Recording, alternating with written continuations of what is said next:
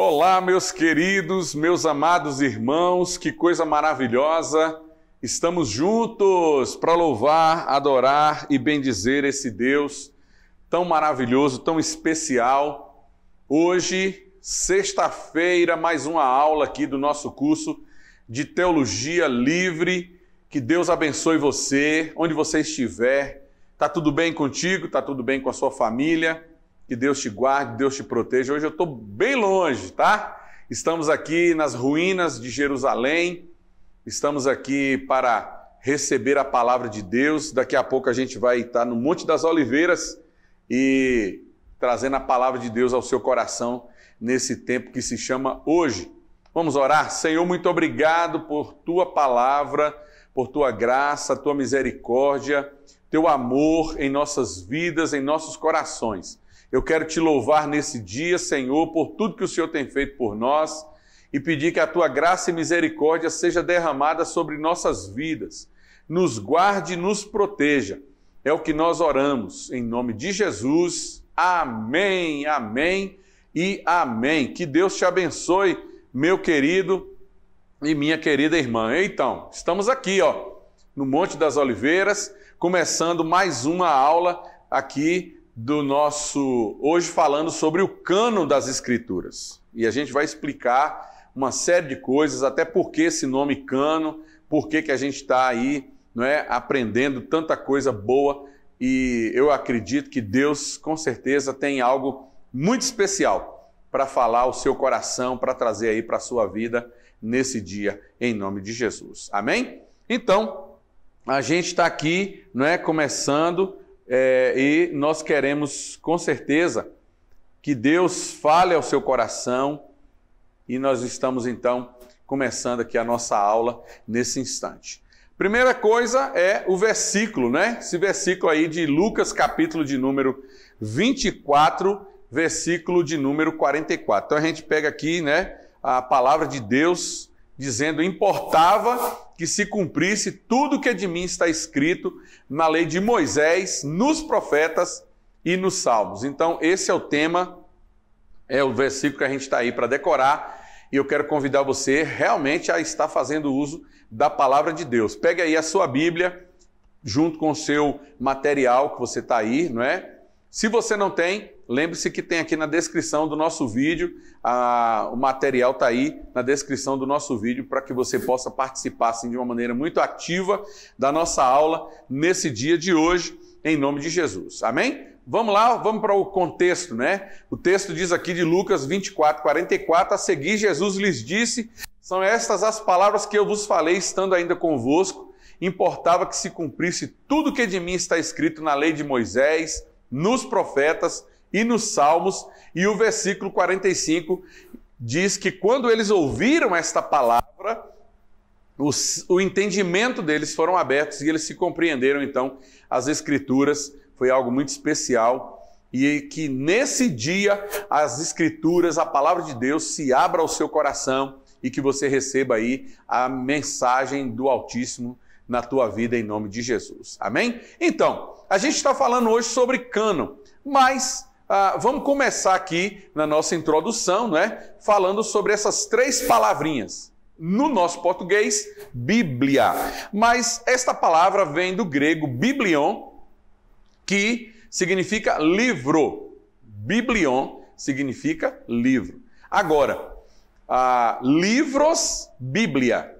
E em grego, como ele é um derivado, um neutro, ele será tá Bíblia, ou seja, a Bíblia. Tá Bíblia, a Bíblia, para que você entenda aí direitinho, E o que é que significa tudo isso? A Bíblia é uma coleção desses 66 livros que representam o cânon sagrado, as Escrituras sagradas do Senhor para a nossa vida, para que você possa então participar aí e aprender com muita alegria em nome de Jesus, tá bom? Vamos lá, vamos continuando, Então falando sobre o cânon bíblico, a palavra de Deus, as Escrituras sagradas, tudo isso que a gente precisa compreender das Escrituras, da palavra de Deus em nossos corações. Aí vem aqui algumas perguntas, Como é que se formou esta coleção? Como é que a gente sabe como é que se formou a coleção? Como sabemos que os livros corretos são os que estão na Bíblia? Inclusive, estas perguntas já foram perguntas que houve questionamentos aqui no nosso próprio curso, né? E a gente respondeu.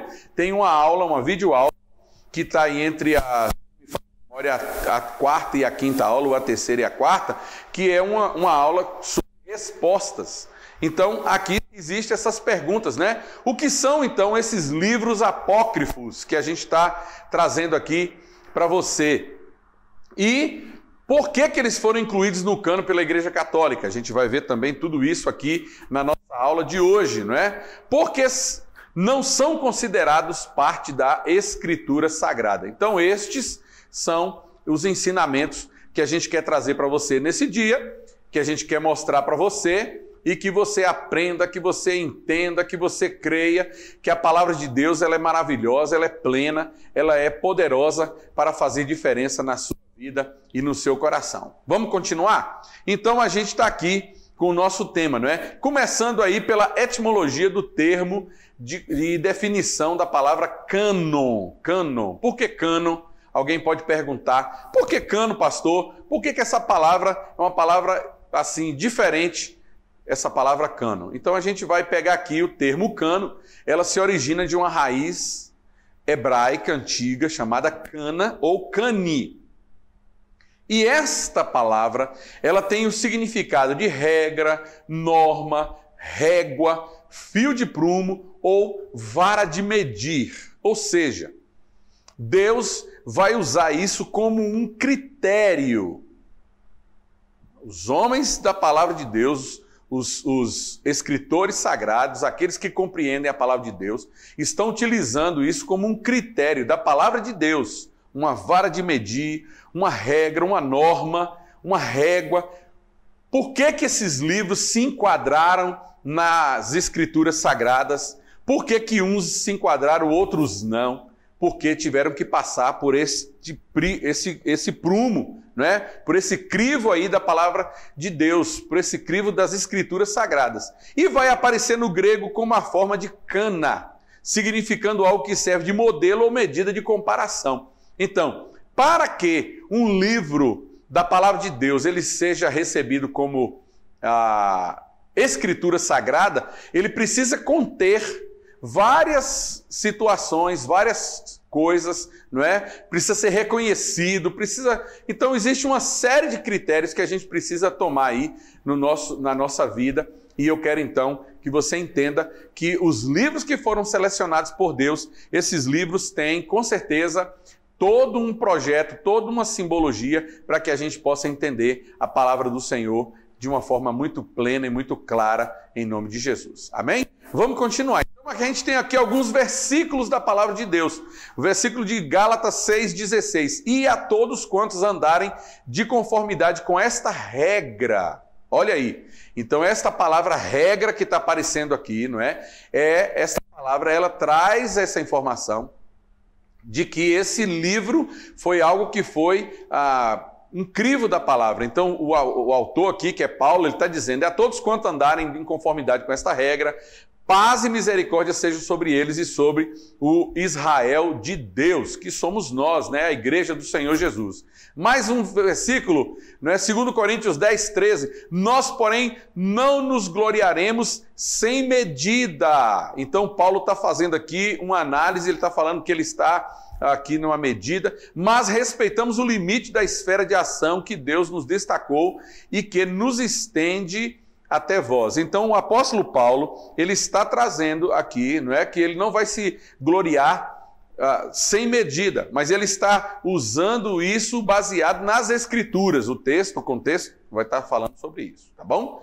Vamos para mais um versículo, está tudo aí no seu texto, né? Todavia, andemos de acordo com o que já alcançamos. Então, a gente precisa ter essa palavra firmada, essa palavra como uma palavra de Deus, uma palavra séria em nosso coração, não é? Então eu te convido nesse momento para que você entenda, a palavra de Deus, ela é com certeza a chave para a nossa transformação, para a nossa caminhada, para a nossa vida. Então tudo isso A gente não usa a palavra de Deus de qualquer maneira. A palavra de Deus ela precisa ser usada com critério, com princípios, com muita seriedade e santidade em nossos corações também, tá bom? Vamos continuar então? Então olha aí, o pastor R.C. Sproul, teólogo, né? Ele chama a Bíblia, ele diz assim, chamar a Bíblia de o cano da Escritura, de Escritura, é o mesmo que dizer que os seus 66 livros funcionam junto com a vara de medir ou a autoridade suprema da igreja. Entenderam? Então, se eu digo que a Bíblia Sagrada é, de fato, o cano, é a Escritura, esses 66 livros, estes livros, esta palavra de Deus, ela vai trazer esta autoridade para a igreja. A igreja ela é baseada na autoridade de Deus, na autoridade de Jesus Cristo, do Espírito Santo e das Escrituras, que é a própria palavra de Deus para nós. Isso é muito sério, meus irmãos. A gente precisa entender isso com muito critério e com muita sabedoria, tá bom? Então, nesse sentido, a Bíblia ela vai ser a norma de todas as normas. Ou seja, o padrão de todos os padrões. Nós não podemos, de forma nenhuma, medir a Bíblia ou julgar de nenhuma outra forma ou de nenhum outro padrão. Toda a nossa conduta, a Bíblia é a nossa norma, a Bíblia é o nosso padrão e não pode ser medida ou julgada por outras formas, como eu já disse aqui em aulas anteriores. Né? A Bíblia não pode ser comparada aqui por causa de livros científicos, estudos dessa ou daquela outra natureza. Pelo contrário, a palavra de Deus, ela é a palavra, não é? Aqui, como a gente está vendo aqui, ela é a palavra que está trazendo esse sentido a nós, este conhecimento a nós, este ensino das Escrituras para nós. Então, a palavra de Deus, quando eu abro a palavra de Deus, eu entendo que a palavra é verdadeiramente a mensagem de Deus para o meu coração e para a minha vida. Então nós precisamos ter muito cuidado e entender a dinâmica, não é, da palavra de Deus aqui para a minha vida e para a sua vida. Amém? Você compreende isso? Amém? Então vamos lá. Vamos continuar então agora. Nesse sentido, a Bíblia não pode, então, ser balizada por outras fontes, a não ser o próprio Deus, o próprio Senhor Jesus Cristo. Vamos definir cano? Então, o cano das Escrituras, na verdade, é a lista de todos os livros pertencentes à Bíblia. É o corpo de escritos reconhecidos como únicos possuídos de autoridade normativa para a fé cristã, em contraste com escritos apócrifos, que não são, ainda que esses escritos foram realizados no mesmo período da história. Porque os livros que eles usam como livros canônicos e escreveram, a gente sabe que a Bíblia levou 1500 anos para ser escrita, tá certo? 1500 anos. E nesse período houve livros, como a gente conhece, livros que foram chamados de apócrifos, mas esses livros foram escritos, mesmo que eles foram escritos no mesmo período, eles não tiveram esse mesmo balizamento, esse mesmo princípio das Escrituras sagradas aí para nós, tá bom? Vamos lá, vamos continuar. Então, o cano do Antigo Testamento, vamos ver o desenvolvimento, vamos ver essa formação. A gente vai trabalhar um pouquinho esse aspecto aqui, que é muito interessante. A ideia de que o povo de Deus devia preservar uma colação de palavras escritas de Deus, ela é testemunhada pela própria Bíblia. A própria palavra de Deus vai trazer isso, né? Vai mostrar isso para nós.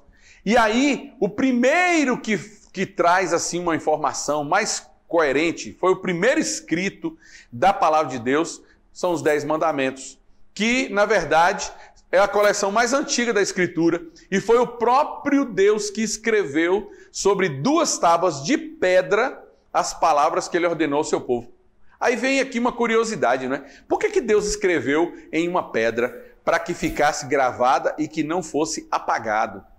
Porque quando você entalha em uma pedra, não tem como você apagar. É diferente de antigamente, né? A gente lembra no colégio lá, a gente errava, né? E escreve. Até hoje, quando aos alunos, professor, eu posso fazer a prova de lápis?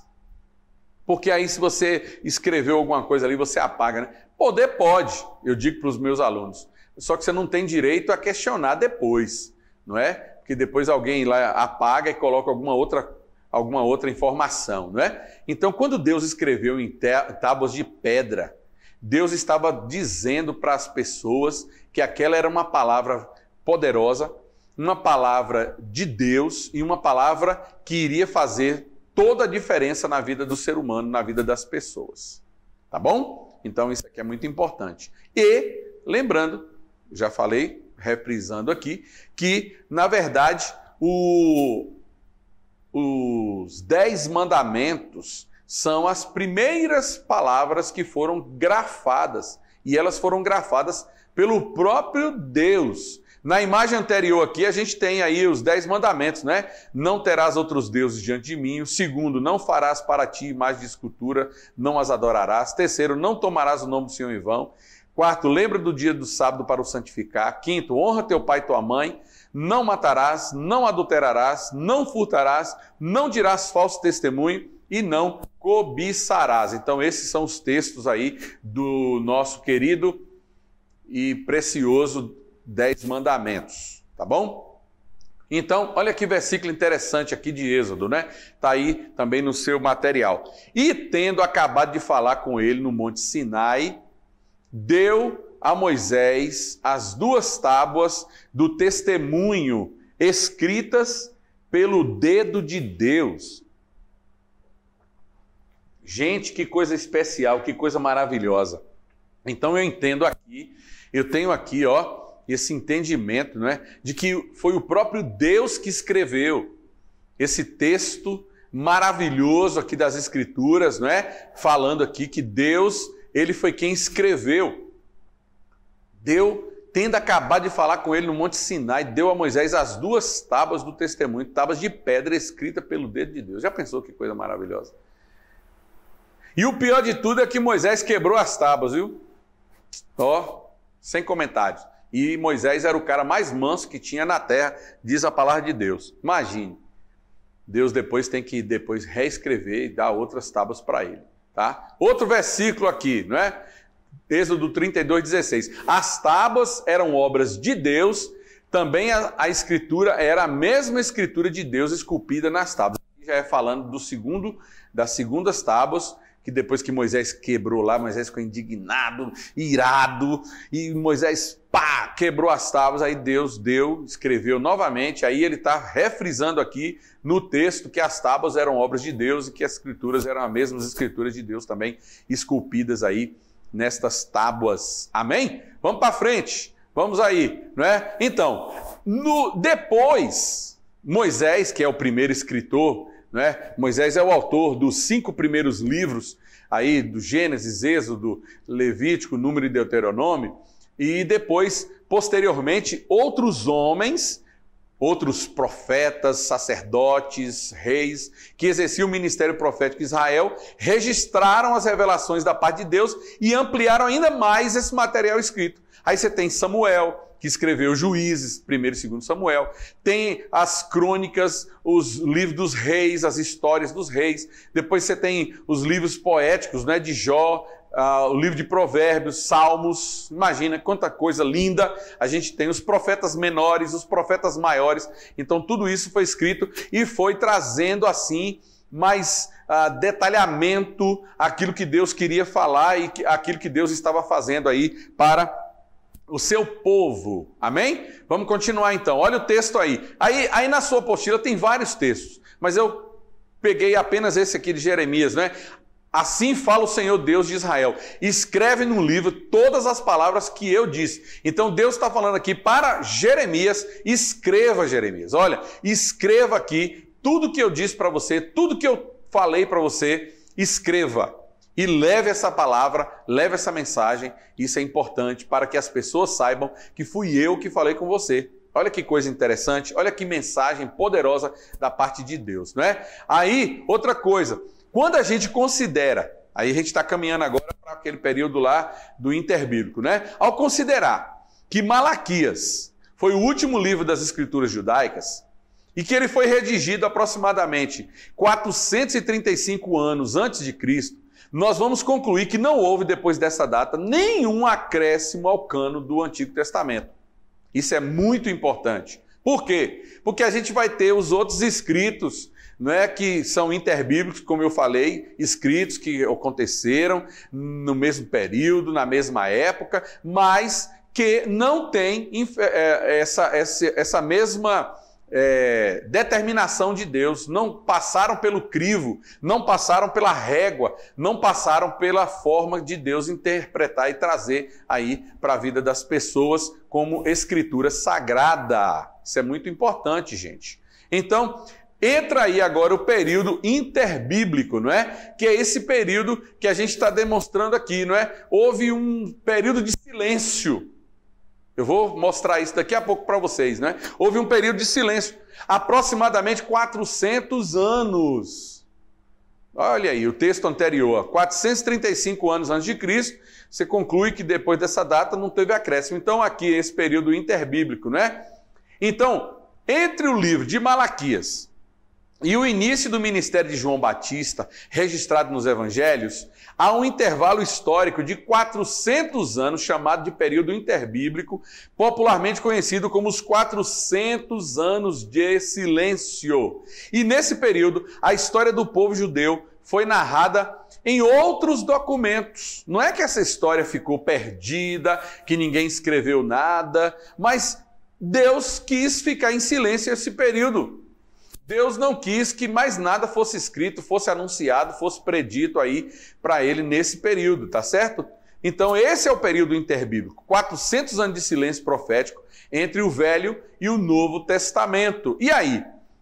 Porém, não foram considerados outros escritos que foram feitos nesse período, eles não foram considerados dignos de serem incluídos ou acrescentados ao corpo já existente e nem reconhecidos como autoridade divina. E aí estes livros serão chamados então de livros apócrifos. Olha como isso aqui é sério, como isso é importante. Então a gente tem que entender que Deus tem um controle de todas as coisas, de que os livros que ele queria que fosse colocado lá já estavam todos separados, preparados, colocados por Deus, e aí Deus então traz essa informação tão séria e tão importante ao nosso coração nesse momento que a gente está estudando aqui a palavra de Deus, tá bom? Então esses livros apócrifos, a gente vai trabalhar agora um pouquinho sobre isso, né? E o cânon bíblico. É muito importante que a gente então entenda essa dinâmica aqui desses livros apócrifos e também do cânon da palavra de Deus. Uma pequena pausazinha aqui e a gente já está retornando então para esse momento aqui da gente entender a palavra, as escrituras sagradas. Vamos voltar aqui. Então, o que são os livros apócrifos? O que são os livros apócrifos? A palavra apócrifo se originou do grego apócrifos e significa literalmente oculto, coisas ocultas, aquilo que não foi explorado. Esse termo apócrifo, ele foi criado por Jerônimo. Jerônimo foi um estudioso da palavra de Deus no século V, um homem assim que pesquisou muito da palavra, que ajudou, inclusive, nos canos, na confecção, no trabalho dos canos da palavra de Deus.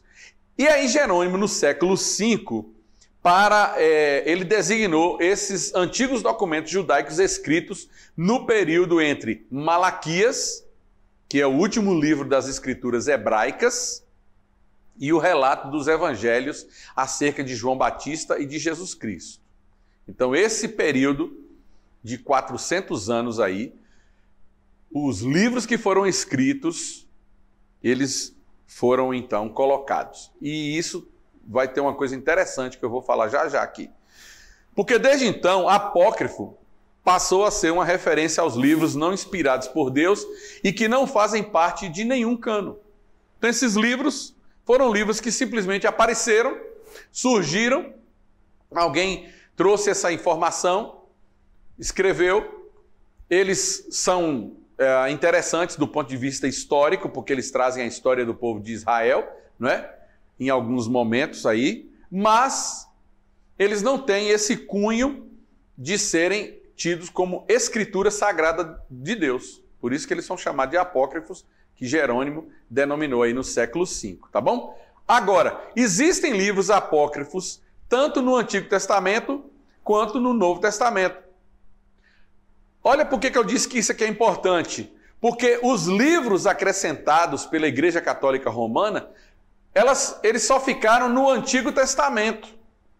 A Igreja Católica só colocou esses livros no Antigo Testamento. Que livros são esses?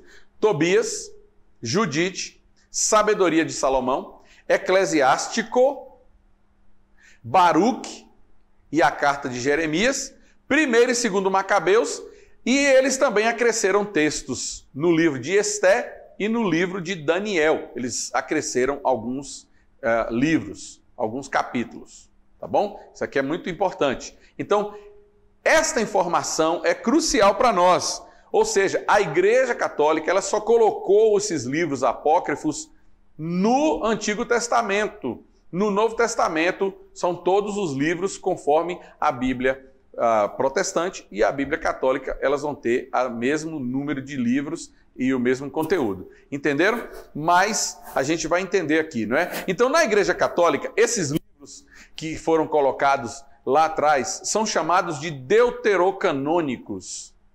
Ou seja, é um segundo cano. Lembre-se que a palavra Deuteronômio significa repetição da lei. Moisés teve que ler a lei toda de novo, quando ele já estava para morrer, o povo já estava para entrar na terra prometida. Então Moisés faz uma releitura de toda a lei que ele havia escrito, passado para o povo. O livro chama Deuteronômio, por isso, a leitura da lei, a segunda leitura da lei. Já os livros que são chamados de deuterocanônicos, eles são chamados assim porque eles pertencem a esse segundo cano, que a Igreja Católica incorporou isso tudo, não é? E aí a pergunta é essa, por que que esses livros foram incluídos aí, então, no cano da Igreja Católica? Por que que a Igreja Católica colocou esses livros aí? Primeiro, os livros incluídos no cano pela Igreja Católica, eles nunca foram aceitos pelas Escrituras, pelo povo judeu, nunca. Eles nunca foram aceitos. O povo judeu nunca entendeu isso como a escritura sagrada lá que estava sendo colocada ali. Segundo, quando Jerônimo fez a tradução da Bíblia, porque foi Jerônimo, eu disse que Jerônimo era um estudioso da palavra, ele fez uma tradução da Bíblia do hebraico para o latim em 404. E esses livros foram inclusos aos 39 do Antigo Testamento, já reconhecidos como inspirados por Deus, tanto pelos judeus quanto pela igreja. E ao incluí-los, Jerônimo deixou claro que não eram livros do cânon, mas apenas livros da igreja. Então, esse livro, presta atenção nisso, quando Jerônimo traduziu em 400, lá atrás, ele traduziu o texto, tá? Trouxe o texto que antes era todo em hebraico e era em grego. Aí o que estava acontecendo? O hebraico estava morrendo essa língua, porque era uma língua dificílima. Só para vocês terem noção, o hebraico, deixa eu virar aqui a câmera para a gente conversar, não é? Olha, só para que você tenha noção de uma coisa, o hebraico, ele não utilizava as vogais. Pense agora no seu nome sem as vogais, só as consoantes. Por exemplo, o tetragrama de Deus, Yahvé, só eram os 4, o tetragrama, já está falando, né? 4. E não tinham as vogais. E esse texto estava se perdendo, era tão difícil, era tão complexo de se entender o estudo do hebraico, que os textos estavam se perdendo. No início da igreja, dos séculos, logo depois de Cristo, surgiram uns estudiosos chamados de maçoretas, Isso não está na nossa apostila, não. Isso aqui é coisa que eu estou trazendo um adendo aqui agora, né? Os maçoretas, sabe o que os maçoretas fizeram? Eles criaram um código e colocaram as vogais. Aí ficou mais compreensível, tá? Mais entendível. Depois eu posso mostrar para vocês como é que isso tudo funciona, tá? Mas aí as pessoas não tinham como ler em hebraico, não era todo mundo que lia. Quem estava morando, por exemplo, na Europa naquela época, né? A América não tinha sido descoberta ainda. Então muitas das pessoas eram analfabetas. A igreja detinha esse poderio tecnológico, informativo. A igreja ela detinha todo esse processo, que a gente chama da Idade das Trevas, historicamente falando, né? Porque ficou tudo apagado. A arte tinha que ser a arte que a igreja queria. As músicas tinham que ser a música que a igreja queria. Então a igreja ela oprimiu de uma forma assim imensa, gigantesca mesmo, a vida das pessoas. E aí Jerônimo pegou aí 400 anos depois, estudou tudo e fez essa tradução e fez a Bíblia chamada de A Vulgata. A Vulgata ela veio do hebraico, já com os maçoréticos, né, os sinais maçoréticos, e com o grego, e ela foi aplicada então para que a gente pudesse ter aí a Bíblia de forma no latim. Então a Bíblia passa a ser agora uma língua latina, não é? Para que as pessoas pudessem entender mais, para que as pessoas pudessem compreender. Só que aí o que acontece? Só os padres liam a Bíblia. A Bíblia ela só tinha uma cópia em cada igreja e mesmo assim elas eram trancadas, elas eram colocadas em uma corrente e presas num tronco lá na frente. Só os padres podiam ler, entendeu? E aí o que acontece? Só com o advento aí de Gutenberg, quando Gutenberg inventa aí a maneira de produzir livros, e aí vem a reforma protestante, que a Bíblia é disseminada, aí ele traduz a Bíblia para o alemão, e aí começa todos esses projetos aí que a gente já vai conhecendo depois. Mas vamos lá. Então Jerônimo fez essa tradução e ele, quando traduziu, ele disse assim, olha, os livros canônicos são estes, os 66, mas os livros que eu estou acrescentando são livros que eu vou chamar de livros da igreja. Olha aí. Só que aí, no Concílio de Trento, em 1546, a história caminhou um bocado, hein? Nós estávamos em 404 com Jerônimo traduzindo a Bíblia e agora a gente passa para 1546 no Concílio de Trento. Esse concílio, que está aí essa foto, eu peguei na internet, aí é uma réplica do Concílio de Trento, né? E diga-se de passagem, esse concílio aqui durava 1 ano, 2 anos, esse povo lá e tal. Em 1546, o Concílio de Trento, eles acrescentaram como os livros canônicos a Bíblia. Só que tem um detalhe importante aqui, não é? Porque quando eles fizeram isso, os católicos romanos, eles alegaram que a igreja, ela tem autoridade para determinar, para declarar que um escrito era canônico investido de autoridade divina.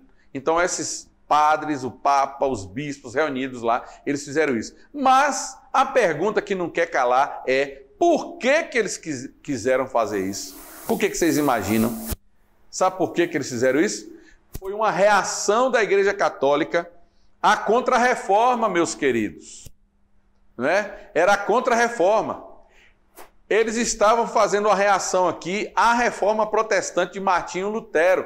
Então eles vieram aí com a Contra-Reforma, não é? Então esse Concílio de Trento foi a resposta da Igreja Católica Romana aos ensinos de Martinho Lutero e da Reforma Protestante. E a razão por trás da inclusão destes livros católicos era para encontrar apoio para doutrinas, por exemplo, a doutrina da intercessão dos mortos, da justificação pela fé com obras, de penitências. Então a igreja tinha que dar uma resposta para as pessoas, porque Lutero tinha acabado de sair da igreja. E agora, por que ele saiu? Por que Lutero fez isso? Ou por que Lutero deixou de fazer aquilo outro? Por que aconteceu essa ou aquela informação?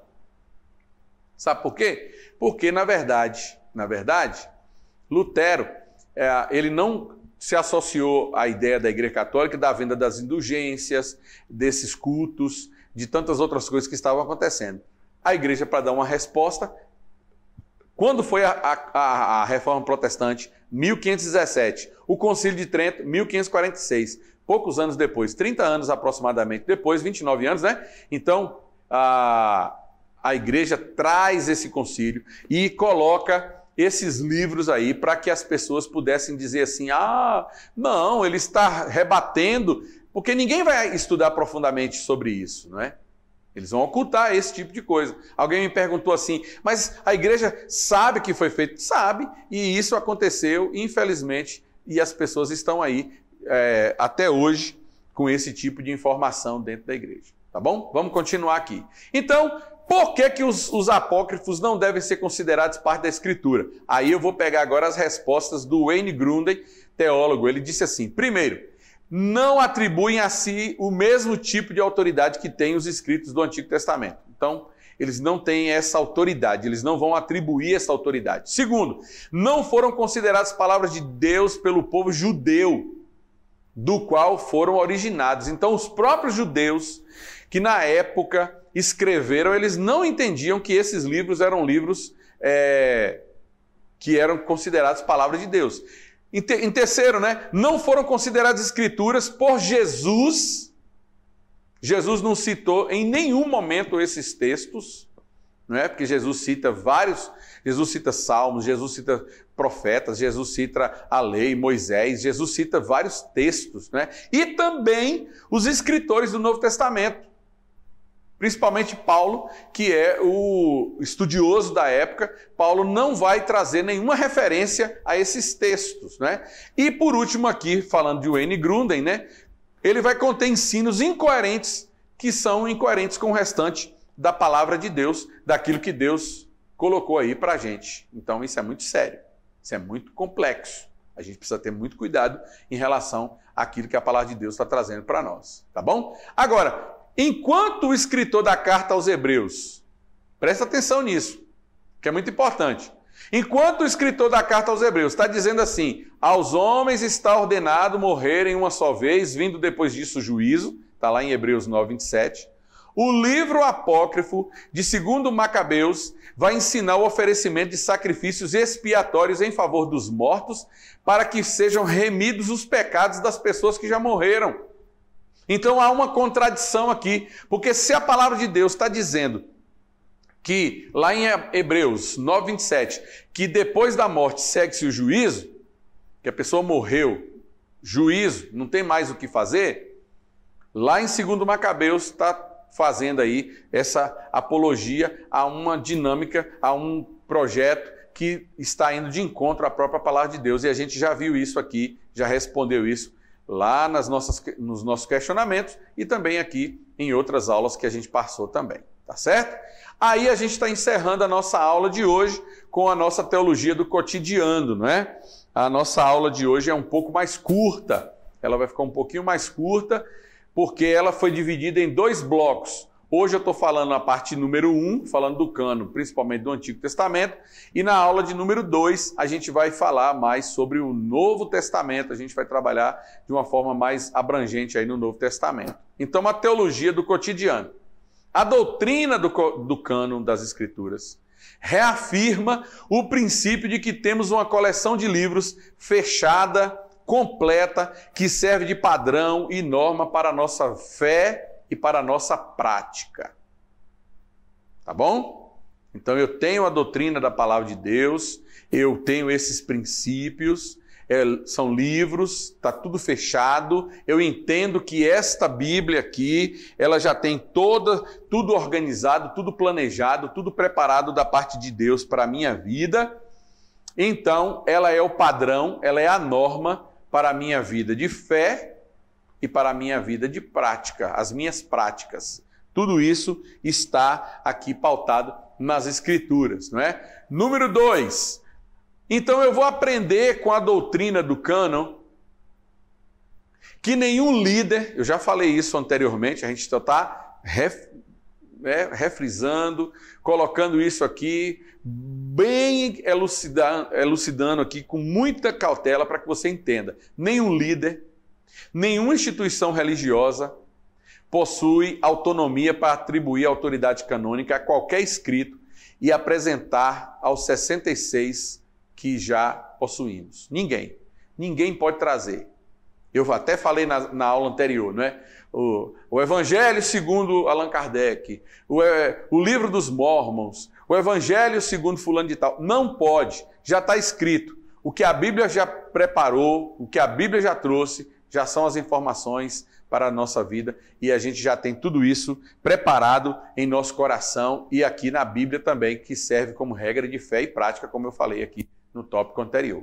E por último, não é? Tanto Jesus, lembra que eu falei lá do primeiro versículo, né? Quando Jesus disse assim, olha, eles vão entender, né? Eles vão captar, e eles captaram quando Jesus falou de Moisés, no texto aí de Lucas 24, né? Quando tanto os apóstolos, lá em 1 Coríntios 15, verso 3 e 4, eu vou ler esse versículo, esses textos, né? Para a gente poder ter aqui bastante parâmetro para a gente entender isso aqui. 1 Coríntios, capítulo 15, versículo 3 e 4.